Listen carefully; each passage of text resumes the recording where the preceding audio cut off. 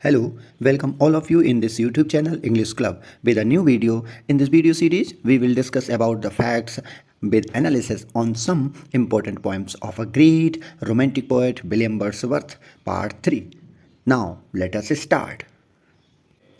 I have uploaded a last video on William Wordsworth Part 2 in which I have discussed about Wordsworth's three important long narrative poems, Tintin Abbey, Ode on Intimation of Immortality, and the Prelude Book First. Now, in this video, we will discuss about the selected and some important poems. So, please be serious and note the facts. Next poem, We Are Shaven. Published in 1798, this poem first appeared in Lyrical Ballads. Lyrical Ballad में सबसे पहले publish हुई थी. The speaker of We Are Shaven debates a young girl who believed that her two deceased siblings should be counted among her family members, staging battle between an emotion and logic that is typical of romantic concern. Next point. The speaker and the child never reach an agreement, leaving behind additional question about the nature of death and the power of familial bonds. The speaker felt that he was wasting his words as the little girl who would never stop insisting that there were indeed 7 children in her family. We Are Shaven. It is a poem. It's composed in 19 quatrain. 19 quatrain. In a quatrain, there were 4 lines. 4 lines per each quatrain. So there are 76 lines. The poem follows a varying rhyme scheme, predominantly ABCB in most stanzas. So every stanza means 4 lines quatrain, ABCB. It is predominantly written in ballad meter, alternating between iambic pentameter and iambic trimeter. So the next poem, The Thorn, 1798. The theme are loss, isolation, and the destructive power of nature. The poem tells the story of a woman named Martha Roy who has lost her child and is now wandering through the countryside in a state of despair. As she walks, she comes across a thorn bush that seems to embody her own pain and suffering, and she begins to speak to it as if it were a living being. The thorn bush itself is a powerful symbol of Martha's grief, with its sharp thorny branches representing the pain and sorrow that she feels. Next point. The thorn bush itself is a powerful symbol of Martha's grief, with its sharp thorny branches representing the pain, sorrow that she feels. Wordsworth also uses the natural landscape to create a sense of atmosphere and mood, with the dark, foreboding boots and the misty foggy moors with the sense of unsense and melancholy. The poem dwells on beauty that surrounds the thorn. The grave of the child is the grave of innocence among another wise, dreadful, and horrifying story. Next poem, The Tables Turned, 1798. This poem explores the books are just barren leaves that provide the empty knowledge. The nature is the best teacher, which can teach more about human evil and good. Wordsworth describes the beautiful songs of words like the woodland, linnet, and throstle. 2 types of birds here William Wordsworth described. Next, the poem consists of 8 ballad stanzas with 32 lines total. Next poem, The Preface to Lyrical Ballads, 1800. The Preface to Lyrical Ballads is the second edition published in 1800 of the poetry collection Lyrical Ballads. It gently expanded in the third edition of 1802. It came to be seen as a manifesto of the Romantic movement. Ordinary life is the best subject of poetry. Every day, Language is best suited for poetry.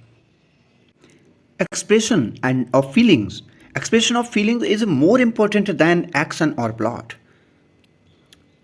Poetry is the spontaneous overflow of powerful feelings that takes its origin from emotion recollected in tranquility. It is the basically facts of preface to the lyrical ballad. The chief reason for this mixture of puerility and grandeur is due to his poetic theory. So it is called, this theory is set forth elaborately in the preface to the latter edition of the lyrical ballad. So here Wordsworth professes to use a selection of the language really used by men.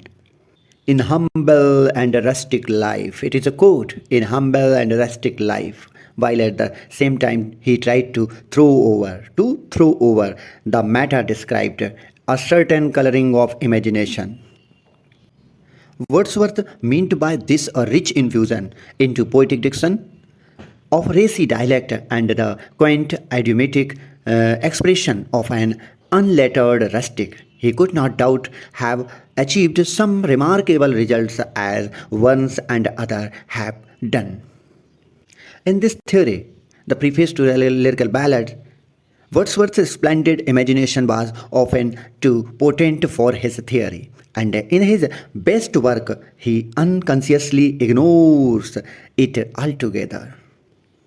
Now, the next poem, Strange Fits of Passion Have I Known, 1800, composed during a sojourn in Germany in 1798, but published in the preface to Lyrical Ballads, 1800. It is a seven-stanza poem ballad. The poem describes the poet's trip at night to his beloved Lucy's cottage and his thoughts on the way. She is real. Her surname and identity are unknown. She always looks as fresh as a rose in June. The speaker, means poet, crossed a pleasant passed through an orchard and began a climb a hill atop which was Lucy's cottage. As he closely approaches the cottage, the moon vanishes from sight behind the roof. The morbid thought rises unbidden to the speaker's mind. Oh, mercy, he thinks, if Lucy should be dead. Each of its seven stanzas is 4 lines long and has a rhyming scheme of AB, AB. The poem is written in iambic tetrameter and iambic trimeter. Next poem, She Dwelt Among the Untrodden Ways, 1800. A 3-stanza poem written in 1798 when he was 28 years old but was first published in 1800. The poem is the best known of Wordsworth's series of 5 works which comprise his Lucy series and was a favorite amongst early readers. Here, poet's own feelings of loneliness and loss. A girl who lived unnoticed by all others except by the poet's feelings himself. The title line implies Lucy lived unknown and remote both physically and intellectually. Next, the theme is isolated sensitivity. It expresses the characteristic aspect of romantic expectations of human. Next poem, theme of A Slumber Did My Spirit Seal, 1800. It is a poem that was written in 1798 and first published in volume 2 of the 1800 edition of Lyrical Ballad. It is the part of series of poems written about a mysterious woman named Lucy. Coleridge's reference was to the state of Lucy as dying or dead within the Lucy poems as a whole and to slumber in particular. Next point, the poet's response to her death lacks bitterness of or emptiness and instead takes consolation from the fact that she is now beyond life's trials. Next one, 3 years she grew in sun and shower, 1800. The speaker describes Lucy's upbringing, a lady so perfectly calm, wise, beautiful, and playful. The poet imagines could only have been raised by nature herself. Nature itself, here word itself or herself. With a character as harmonious and balanced as the seasons, Lucy has everything. The care with which nature had sculpted Lucy and then she casually let her race end reflects Wordsworth's view of the harsh reality of life. Although nature is different, it is also care means it also cares for Lucy enough to both sculpt and mold her into its own. The poem contains both epithalamic and elegiac characteristics. Next poem, Lucy Gray, 1800. It is named Lucy Gray. It describes the death of a young girl named Lucy Gray who went out one evening into a storm. Next poem, Michael, 1800. It is a pastoral poem. It tells the story of an aging shepherd Michael, his wife Isabel, and his only child Luke. It is a political statement regarding the modernization of England. Michael is primarily written in blank verse, which is unrhymed iambic pentameter. It is also 484 lines and is told from a first-person omniscient perspective. Next poem, Nutting, 1800. A 56 lines poem that is in lines that is contained within one stanza of text. The poem is written blank verse, meaning that there is not a pattern of rhyme or meter to structure. Next point, it was written in 1798 while Wordsworth was in Germany with his sister. It was originally intended to be included as part of his longer autobiographical piece, The Prelude, but was later cut. It describes a speaker's boyhood journey into the woods and the resulting pleasure and rage he experiences. The boy relishes in the beauty of the sense and feasts on the nuts until suddenly his childish mind has had enough. He rebels against the peace and tears down the branches that covered him. After his age, he feels both powerful and regretful. As he leaves the forest, his gentle touch returns and he departs without further incident. Next poem, Resolution and Independence, 1807. It is a lyric poem composed in 1802 and published in 1807 in Poems in 2 volumes. It is a next third publication of William Wordsworth, Poems in 2 volumes in 1807. Its second title, Leech Gatherer, means this poem, Resolution and Independence, has the second title, Leech Gatherer. The poem continues 20 stanzas written in modified rhyme royal, and it describes Wordsworth's encounter with a leech gatherer near his home in the Lake District of England. Blissful temperament of more innocent creatures, it can be a struggle to remain secure of mind and heart. An example of that, as an old man helps Wordsworth realize that the importance of accepting all that is around him. According to Wordsworth, poets start their lives in happiness, but that is destined to end in despondency and madness. Mighty poets in their misery died. Mighty poets in their misery died. It's the quotation of the poem. And Wordsworth questions himself, how is it that you live and what is it you do? Means it is a quotation. Inspiration from the old man's firm manners in the face of adversity. Next poem, My Heart Leaps Up, 1807. It is also known as the Rainbow as a lyrical poem. Rainbow. The poet was 32 years of the age when he wrote the poem. Wordsworth wrote, "My heart leaps up on the night of March 26, 1802, when he was staying at Dove Cottage in Grasmere with his sister Dorothy." It was first published in poem in two volumes in 1807. The day after he wrote, "My heart leaps up," Wordsworth began to write his more ambitious ode, Intimation of Immortality. The last three lines from "My Heart Leaps Up" are used as part of the epigraph to Intimation of Immortality. It indicates a poet's state of mind while writing the larger poem and provides insight into interpreting the latter. Next poem, Ode to Duty. Written in 1805 and published in 1807 as a poem and ode. It is an appeal to the principle of morality for guidance and support.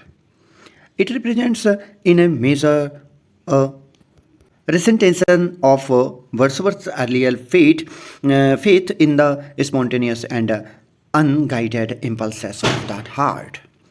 Continuing to recognize the worth and beauty of the creed of joy and love. There must be also the madness of the stern power which preserves the stars in their courses and lays the law of sacrifice and self-restraint upon the soul of individual.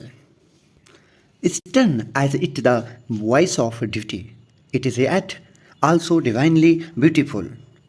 The two poetic lines, "Nor know we anything so fair as is the smile upon my face." Next point.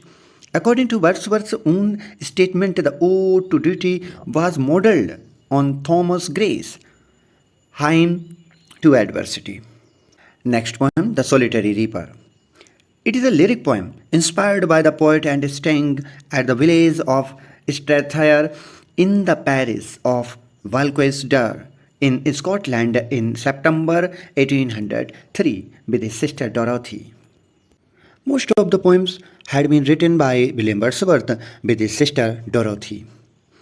It was published in Poems in two volumes in 1807. The Solitary Reaper is one of Wordsworth's most famous post-lyrical ballads. Lyric.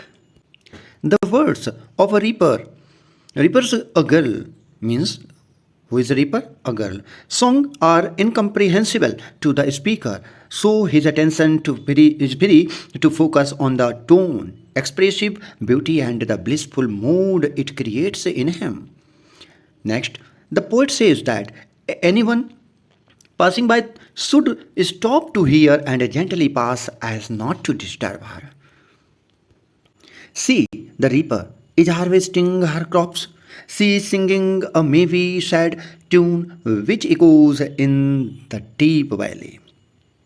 He tells us, means poet tells us that no nightingale has sung a welcoming song to wanderers in the deserts. He goes on to say that a cuckoo works as its best during springtime cannot hum a tune better.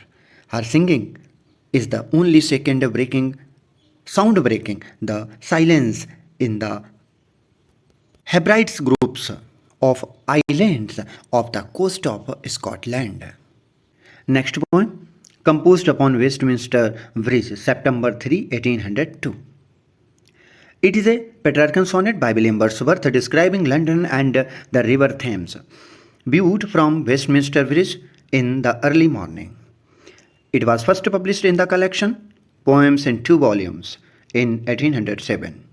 The poem appears to be personal as he witnesses the majesty of London, particularly in the early morning. Next, the city of London does not represent corruption and degradation of moral values. The beautiful city of London ships, towers, theatres, domes, etc., with majestic river Thames that glides by his own sweet will. Next poem, London, 1802. Composed in 1802, London, 1802, was published for the first time in two volumes, poems in two volumes. Was published in this publication, poems in two volumes, 1807. In the poem, Wordsworth castigates the English people as stagnant and selfish, and eulogies 17th century poet John Milton.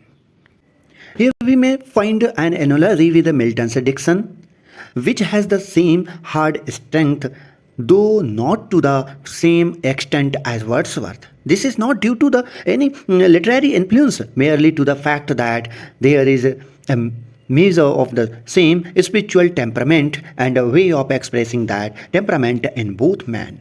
Wordsworth, as we know, admired Milton greatly, what he was for too individual and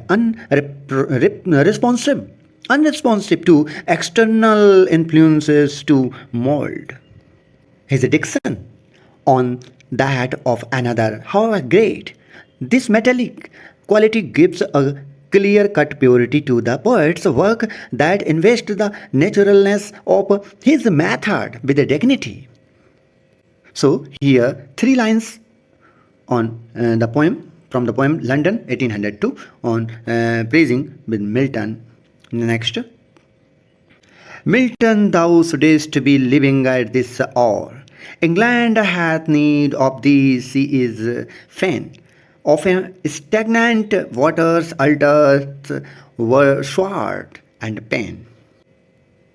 Next poem, To the Cuckoo, 1807.